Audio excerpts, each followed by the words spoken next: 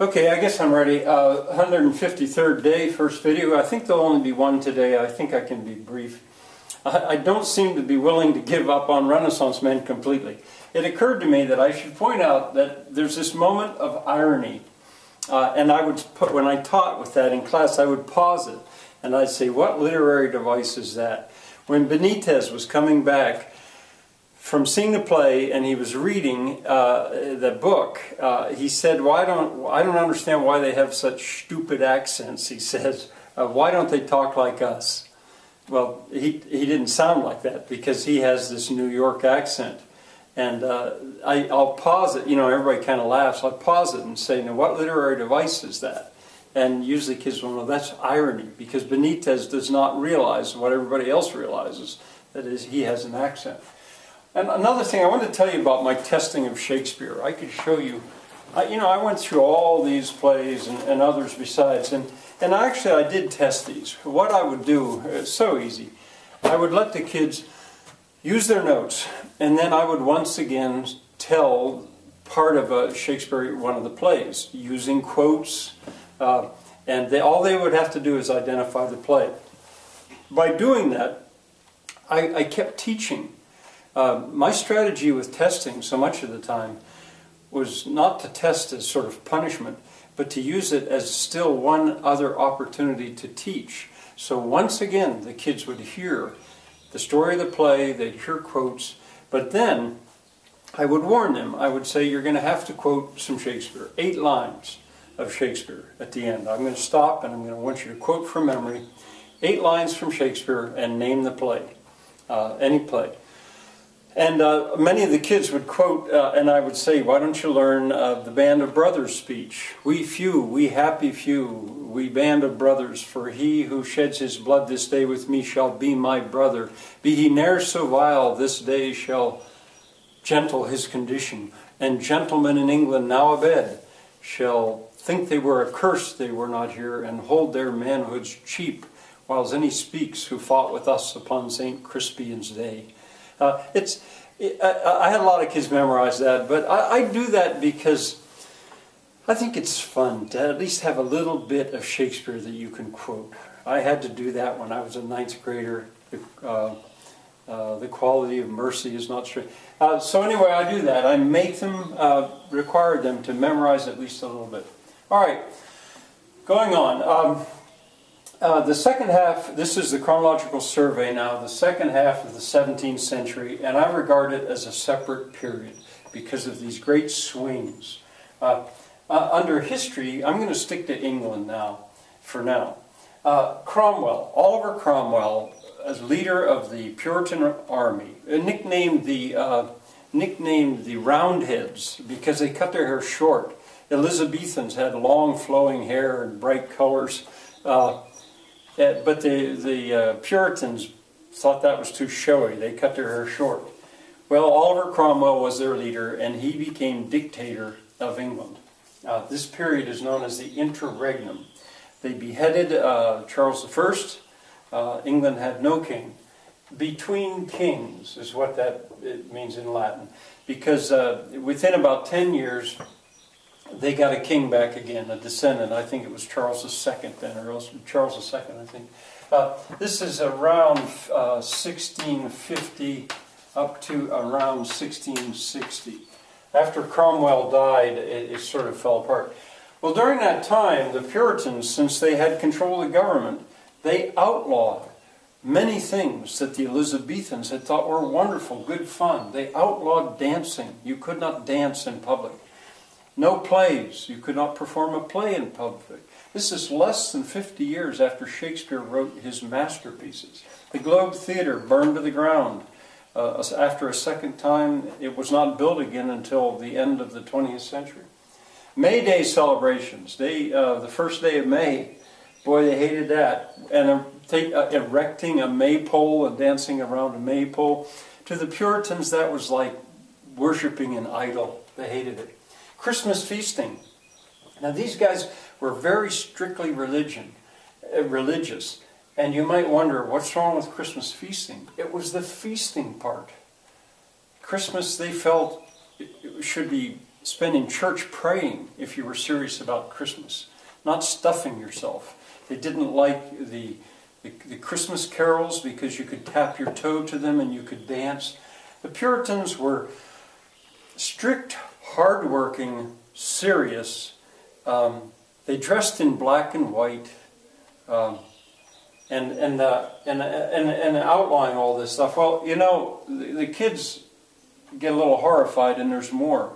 But I tell them that within our community, I could find hundreds, 1,000 people more that would agree with all of this, with present day, within this community. All I would have to do would be to go to the Amish community or to the Mennonites. They would feel the same way about Christmas feasting.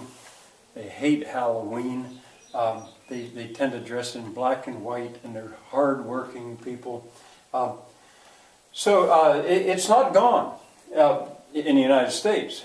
But then what happened in England was, when the king was restored, that's known as the Restoration period, England swung back the other way. England just went wild. I'd say the characteristics of the period, extremes. The Puritans were really too extremely puritanical. And in the Restoration, they were extremely the opposite. They were wild. If you want to see that, the movie Restoration, Robert Downey Jr., I think is his name, Downey Jr., 1995, that will give you a look at the way people dressed and how in many ways it was an immoral time. But anyway, there you have it. So the king was restored.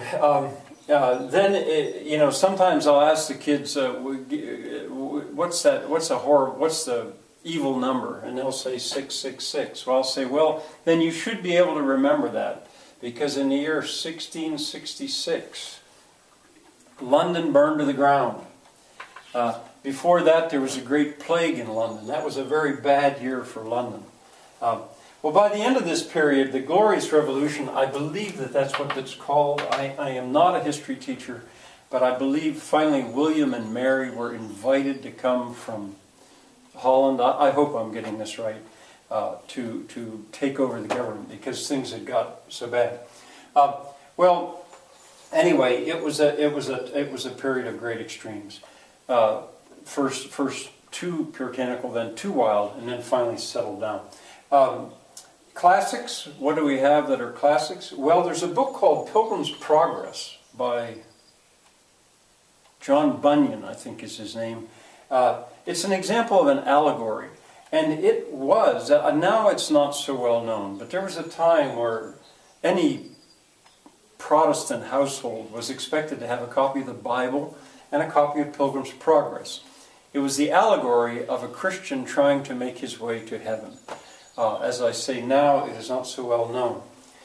Puritanism, I put it as a classic. Well, it's valued. And I maintain that it's deep in Americans, whether they like it or not. In many ways, I would like to think of myself as Elizabethan in attitude. I love Shakespeare's plays. But that idea of, it's sometimes called the Protestant work ethic, or the Puritan work ethic. The work ethic. That work is a good thing. You don't work because you have to work, or because you need money. You work because it is a good, right thing to do. The Protestant or the Puritan work ethic. I think it's strong in Americans. I think it's stronger than probably in most Europeans. I think it's like in England, they went puritanical, but then they got over it. In the United States, with the great influence of Massachusetts on the whole country, we ended up, and I don't mean to say that Americans work harder. Sometimes I think when I was in Brazil, I tried to hoe beans with some Brazilians in a field, peasants. I couldn't do it. My hands were bleeding, I was exhausted, and they were old guys. I was young. They work hard. But the idea that you work because it's good to to work, that makes you happy. That's a little different, and that's part of Puritanism. Enough of that. Now, when London burned to the ground, 1666, a great fire, the whole city had to be rebuilt, and the government buildings were designed by Sir Christopher Wren. He is England's most famous architecture. His masterpiece is St. Paul's Cathedral, right in the center of London up on the hill. A wonderful dome to go up and walk around the top of. When I had time, I would show my classes a video about the engineering of that dome. Sir Christopher Wren's architecture. Now, at this point, I show the kids a clip of Footloose. Now, Footloose takes place in the American West. And I tell them that I think Footloose is really about 17th century England. Because it's about a town that outlaws dancing, but then starts to dance again. And for religious reasons, they outlaw dancing. I recommend it. There's a new version, brand new version. I don't know about it, but the 1984 one with Kevin Bacon is the one that I used. And I would like to use two clips. One when he teaches the farm boy how to dance, that's fun. And also when he goes before the town council, using scripture to argue that dancing is okay. That David danced before the Ark of the Covenant, leaped and danced. And I like to point out to the students that they saw that in my class in that movie King David. And then I show them the grand finale where they dance. Now, for me, one of the clinchers that is about 17th century England is the character's name. Wren. Wren McCormick is his name. Now, I don't know where the McCormick came from, but Wren, that's not a very common boy's name. Christopher Wren rebuilt London. Wren McCormick got the town dancing again. Anyway, I use it as an excuse to give the kids a glimpse of dancing as it was in 1984. All right, that'll be it for today. See you tomorrow.